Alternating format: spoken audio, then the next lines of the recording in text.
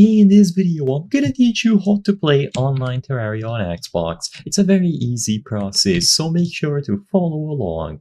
If you have an active Game Pass subscription and you can access multiplayer functionalities inside of Terraria, you and your friends will be able to play together. So the only requirement is that you have an Xbox Game Pass subscription active. Basically, one of you will be hosting the world or the server, and everyone else who is going to be playing together online is going to join that server or world. So all that you have to do after you acquire the Game Pass subscription is to open the latest version of Terraria on your Xbox.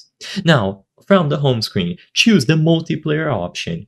Immediately upon selecting multiplayer, what is going to happen is that you will be able to see all the friends who are hosting servers or worlds from your friends list. You might have to create a character or choose from one of your pre-existing ones first, so do that, and once that is done, like I said, you will see a list of worlds being hosted.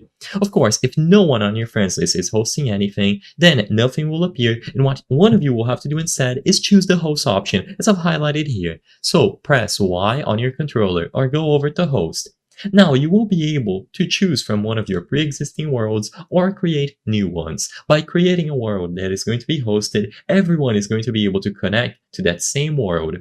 And you can set it to invite only and choose the maximum amount of players. You can set it to invite only, that way uninvited people won't be able to join. Or if you want to make it easier for your friends, if you have a limited friends list, just leave it on open and they will be able to join without being invited, which can make the process more convenient.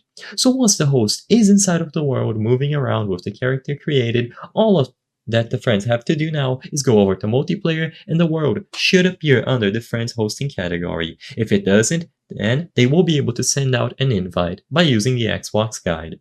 I hope I was able to help you on how to play online Terraria on Xbox. If this video helped you, please be sure to leave a like and subscribe for more very easy tips. Thank you for watching.